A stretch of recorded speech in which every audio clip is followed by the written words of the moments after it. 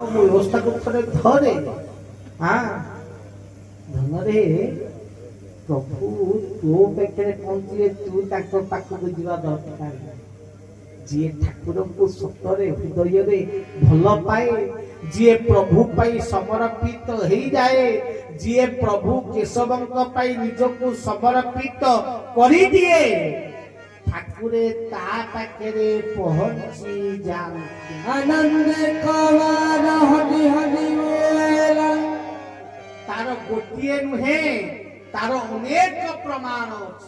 जे कि भक्त ठाकुर पाखक जाई नहीं ठाकुर भक्त पाखक आसी जदि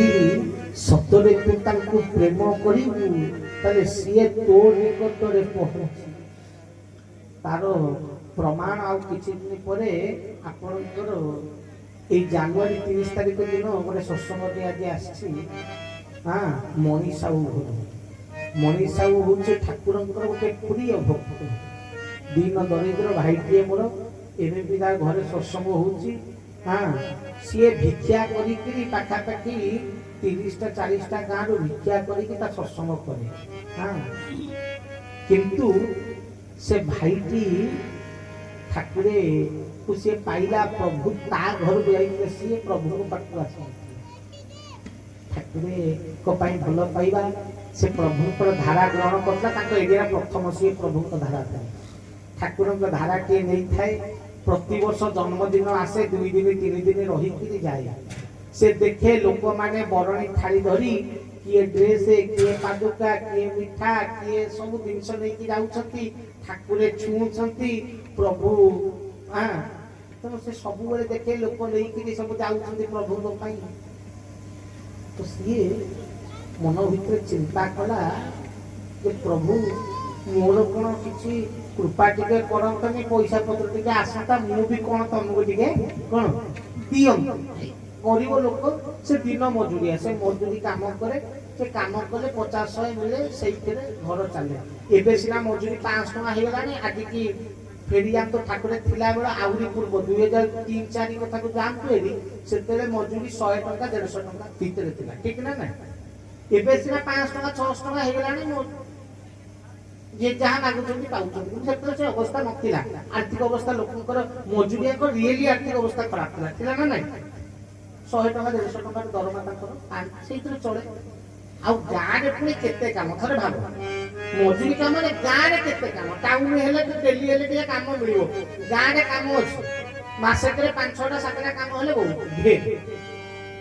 तो ठाकुरन को जन्मदिन पड़ी थाए प्रभु को भाबिला कोन गोटा दबो पादुका टिके दबो बोली चिंता करी ताको गाँ रे बाबू घर माने प्रत्येक गाँ रे जन खांती जमीदारिया पुराना जमीदारिया तो ताको गाँ रे बाबू घर जमीदारिया घर से बाबू घर को गला कहला बाबू आ मते टिके 500 टका खंडे साहाय्य करथाले देई थांतु आपण आइले तो आपण तो बिल काम हबो मु काम करी की पैसा कोन सुझी देबी कल ठीक अछि 500 टका नै बाबू घर कथा 500 टका कोन नै जा ताको 500 देई देले से नै कि आसिला आश्रम पहुंचला आश्रम ओदिए कहिले ठाकुर कहिले तमे आम पाई एते कथा सुनुच आमे कोन कोन पाई एते की करि पाइबनी केशवा है आके से बिना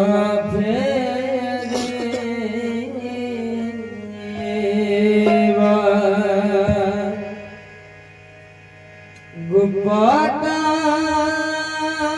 जमुना जरिया कुलारे बसंत मंदमाला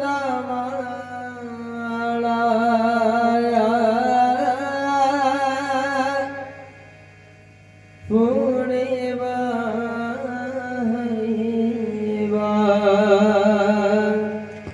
के साथ सावा है आओ कैसे बिना फेरे सावा है आओ कैसे बिना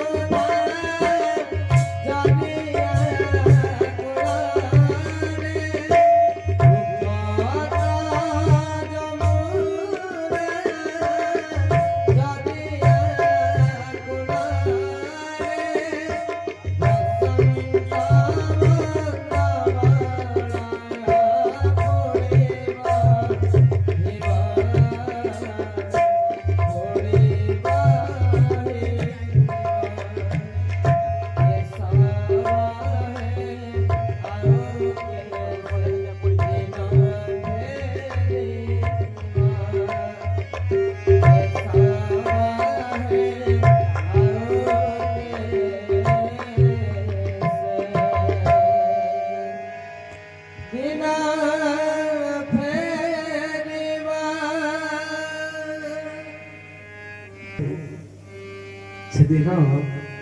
ତାକୁ କହିଲେ କହିଲେ ଆମେ କଣ ତମ ପାଇଁ ଏତିକି କରିପାରିବୁନି? ଆମେ କଣ ତୁମ ନିଜର ନୁହେଁ? ଏ ଶବ୍ଦ ଶୁଣିଲା ପରେ ସେଦିନ ସେ ଭାଇ ମୋର ଚୁପ୍ ହେଇଗଲା, କାରଣ ପ୍ରଭୁକୁ ନିଜର ନ କହି ଆଉ କଣ ପର କରିବ? ଠାକୁରେ ତା ଲୁହକୁ ପୋଛିଦେଲେ। ସେ କହିଲା ଠାକୁରେ ଗୋଟେ କଥା ମାଗିବି ଦେବେ ନା କହୁନା? ନା ପ୍ରଭୁ ଯୋଉ ପାଦୁକା ପିନ୍ଧି ମୋ ଗାଁକୁ ଯାଇଥିଲ ସେ ପାଦୁକା ପ୍ରଭୁ ମତେ ଦିଅ। ହରି ହରି ବୋଲ। ସେ ପାଦୁକା ଠାକୁରେ ତାକୁ ଦେଲେ। ସେବେଠାରୁ ସେ ପାଦୁକା ନେଇ ସିଏ ପ୍ରତିବର୍ଷ ଗାଁ ଗାଁରେ ବୁଲିକିରି ଭିକ୍ଷା କରିକିରି ଇଏ ଟ୍ରକ୍ ବାଲାଙ୍କ ଠାରୁ 5 ଟଙ୍କା 10 ଟଙ୍କା ଲେଖେ ଆଦାୟ କରିକି ଏବେ ବି ସତ୍ସଙ୍ଗ କରୁଛି। ଭାଇମାନେ 20,000 50,000 ଲକ୍ଷେ 2 ଲକ୍ଷ ଟଙ୍କା ଦରମା ପାଇକିରି ସତ୍ସଙ୍ଗ ଟିକେ କରିବା କଥା ଚିନ୍ତା କଲା ବେଳକୁ ମୁଣ୍ଡ ଖରାପ ହେଇଯାଉଛି। ସେ ଭାଇଟିର ରୋଜଗାର କହିଲେ ଏବେ ବି ସେ ମଜୁରିଆ। ଏବେ ତା ବୟସ କେତେ ହେଇଗଲାଣି, 50-60 ବର୍ଷ ପରେ ହବ। ସେ ମଜୁରିଆ ଭାଇଟିଏ 5-7ଟି ଭାଇକି ଧରି ପ୍ରତି ବର୍ଷ ସତ୍ସଙ୍ଗ କରୁଛି। ଆଉ ଏମିତି ସତ୍ସଙ୍ଗ ନୁହେଁ ଯେ 10ଟା-5ଟା ଲୋକ ଆସୁଛନ୍ତି, 1000-1500 ଲୋକ ତା ସତ୍ସଙ୍ଗରେ ଭାତ ଡାଲି ମିକ୍ସ ତରକାରୀ କ୍ଷୀରି ଏମିତି ନୁହେଁ ଯେ ଏମିତି ଭାତ ଡାଲମା ଖଟା କରି ପ୍ରଭୁ ଆସୁଛନ୍ତି। ତାର ଉତ୍ସବ ସେ ଭିକ୍ଷା, ଖାଲି ଭିକ୍ଷା ଏବେ ବି କରେ। ଠାକୁରେ ଆଶୀର୍ବାଦ କରିଛନ୍ତି। ପ୍ରଥମ ସତ୍ସଙ୍ଗରେ ମୂର୍ଖ ପ୍ରବଚକ ହିସାବରେ ଯାଇଥିଲା। ଅଧିକାଂଶ ବର୍ଷ ତା ସତ୍ସଙ୍ଗକୁ ଯାଏ। ଗୋଟିଏ ବର୍ଷ ଏଇ ପଇସା ସବୁ ମାରିଥିଲା। ତାକୁ ଆସିଲା ପରେ ସେଠିକି ମୁଁ ସେ ଯାହା ଖୁସିରେ ଦିଏ। ମୁଁ ପ୍ରଥମ ବର୍ଷ ସତ୍ସଙ୍ଗରେ ଠାକୁରେ ମତେ ଏତେ ପଠେଇଥିଲେ, ହାତରୁ 1000 ଟଙ୍କା ଦେଇକିରି ପଠେଇଥିଲେ ଯେ ଏଇଟା ନେଇଯା ତେଲ ପକେଇବ। ଆମେ ସେଠି ସତ୍ସଙ୍ଗ ସାରିକିରି 500 ଟଙ୍କା ଆଣିଲୁ, ମାନେ 500 ଟଙ୍କା ସିଏ ଆମକୁ ଦେଲା, ତାକୁ ପଇସା ନଦେଲା। ମୁଁ ତାକୁ 1000 ଟଙ୍କା ଦେଲି ନା ମାଲିକ ପଠେଇଥିଲେ। 500 ଟଙ୍କା ସିଏ ଆମକୁ ଦେଲା ସତ୍ସଙ୍ଗ ପାଇଁ, 1000 ଟଙ୍କା ଆମେ ତାକୁ ଦେଇକିରି ସତ୍ସଙ୍ଗ କରିକି ଆସିଥିଲୁ। ତାର ପରେ ଠାକୁରେ ଏବେ କରୁଛି କେତେ ସୁନ୍ଦର ଠାକୁରଙ୍କ ଆଶୀର୍ବାଦ, କେତେ ସୁନ୍ଦର କାର୍ଯ୍ୟକ୍ରମ। ତ କହିବାର ତାତ୍ପର୍ଯ୍ୟ ଯଦି ସତରେ ପ୍ରଭୁଙ୍କୁ ତୁ ଏଇଠୁ ଭଲ ପାଇବୁ ନା, ତୁ ତା ପାଖକୁ ଯିବା ଦରକାର ନାହିଁ, ସିଏ ତୋ ପାଖକୁ ଚାଲି ଆସିବ। ହରି ହରି ବୋଲ। କାରଣ ସଂସାରରେ ଭକ୍ତ କଥା ଶୁଣିଲା ବାଲା ବହୁତ ଠାକୁର ଅଛନ୍ତି, କିନ୍ତୁ ଭକ୍ତ ପାଇଁ ଚାଷ କଲା ବାଲା ଗୋଟିଏ ଠାକୁର। ମୋ କି ସବୁ ସୁନ୍ଦର ଯେ ଭକ୍ତ ପାଇଁ ଯାଇ ଚାଷ ବି କରିପାରେ, ବିଲରେ କାମ ବି କରିପାରେ, ଧାନ ବି ଲଗେଇ ପାରେ। ଭକ୍ତ ପାଇଁ କିଛି ତେଣୁ ଧନରେ ସେଥିପାଇଁ ଉଚ୍ଚାରଣରେ ନୁହେଁ, ବାକ୍ୟରେ ନୁହେଁ, ଅନ୍ତରରେ ଧନରେ ଆଚରଣରେ କେଶବ ବାକ୍ୟ କେଶବ ବାଣୀକୁ ଗ୍ରହଣ କର କହିଲେ କାରଣ ମୋ ପ୍ରଭୁ ଉଲ୍ଲେଖ କରିଛନ୍ତି ମୁହିଁ ସିନା ପିତା ବୋଲି କିଛି ନ କହିବି ମୁଁ ତ ବାପାଟା ମୋ ଛୁଆ ଯେତେ ଭୁଲ କଲେ ବି ବାପା ହିସାବରେ ମୁଁ କଣ କରିବି ଲୁଚେଇ ଦେବି ଘୋଡେଇ ଦେବି ଏ ଛୋଟ ଛୁଆଟା ଭୁଲ କରିଦେଉଛି ଛାଡ ମୁହିଁ ସିନା ପିତା ବୋଲି କିଛି ନ କହିବି କାଳର ଗତିକୁ କେତେ ଦିନ ବା ରୋକିବି ଧନ ମୁଁ ସିନା କିଛି କହିବିନି କିନ୍ତୁ ଯୋଉ କାଳ ଆସୁଛି ତା ଗତିକି କେତେ ଦିନ ରୋକିବି ଯେତେବେଳେ କାଳ ମାଡ଼ ପଡିବ ସେତେବେଳେ ତତେ କଷ୍ଟ ହେଲେ ମତେ ବି କଷ୍ଟ ତେଣୁ ସେଥିପାଇଁ ମୁଁ ଚାହୁଁଛି ଯେ କି ତୁ ମୋ ବାକ୍ୟକୁ ମୋ ବାଣୀକୁ ମୋ ଶବ୍ଦକୁ ମୋ କର୍ମକୁ ଦୃଢ଼ତା ଭାବରେ ଧାରଣ କର ଆନନ୍ଦ କବାର ହରି ହରି ବୋଲ କାରଣ ଅନେକ ଜନ୍ମର ପୁଣ୍ୟ ଫଳ ଯୋଡ଼ି ମୋ ସାଙ୍ଗେ ଭାବ ତୁ କଲୁ ଆପଣ ମାନେ ଭାବୁଥିବେ ଯେ କେଶବ ସତ୍ସଙ୍ଗ ହଉଛି ଆମେ ଏମିତି ପଳେଇଆଇଛେ ନାଇଁ ରେ ଜନ୍ମ ଜନ୍ମାନ୍ତରର ପୁଣ୍ୟ ଥିଲା ଅନେକ ଜନ୍ମର ପୁଣ୍ୟ ଫଳ ଯୋଡ଼ି କେଶବ ସତ୍ସଙ୍ଗକୁ ଯିଏ ଆସିଛି କେଶବ ନିକଟକୁ ଯିଏ ଯାଇଛି ସିଏ ଆଜିକାଲି ନୁହେଁ प्रति जुगे प्रति जन्मे तुम्भे गुरु मुहि तुम्भ शिष्य नादि काल अनेक जन्मर पुण्य को जोड़िबा परे अनेक जन्मर पुण्य को संचय मान करिबा परे आजी केशव सतसंग केशवंक धारा केशवंकु आमे प्राप्त करी अछि अनेक जन्मर पुण्य फल जोड़ी मो संगे भाव कलु जो भाव आदि करा होछि ना ये अनेक जन्मर पुण्य कहू छिरे धन अवहेला किंतु जदि अवहेला कलु जदि मते पाइला परे भी खाली कौन वाक्य रही गलु क्रिया कलु नहीं उच्चारण रहिलु आचरण को आइलु नहीं कहू छिरे धन अवहेला कले मते आउ न पाइबु हरि हरि बोला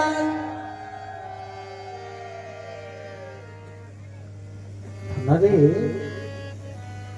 सबु बेले मूल्यवान वस्तु जदि सहजरे मिल जाए ये ता मूल्य को जीव बुझी पारे नहीं ठीक ना ना भाई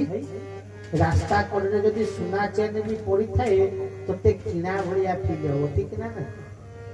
भाई बाटरे जाऊ तो हठात गोटे सुना चेन के बाटरे पड़ी था तू ताको सुना चेन बोली भाबी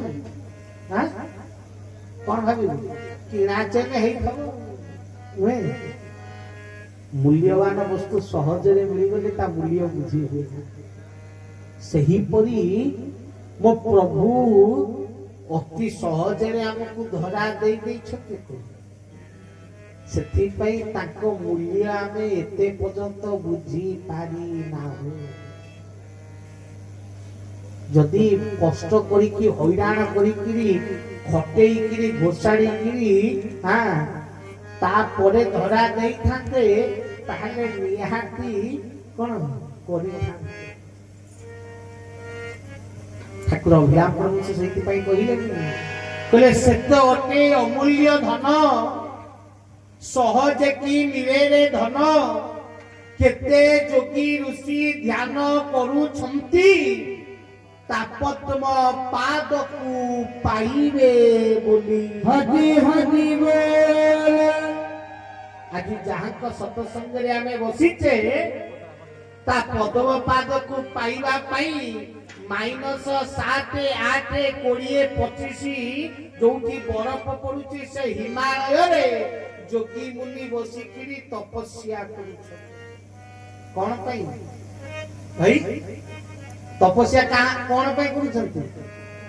खाली ता पद्म पाद को टिके पाइबे बोली किंतु आमे पाइकिरी आमे कोन हे हम ठाकुर ठीक ना जदि एति वर्ष वर्ष ध्यान कला परे पाद पद्म मिली थांता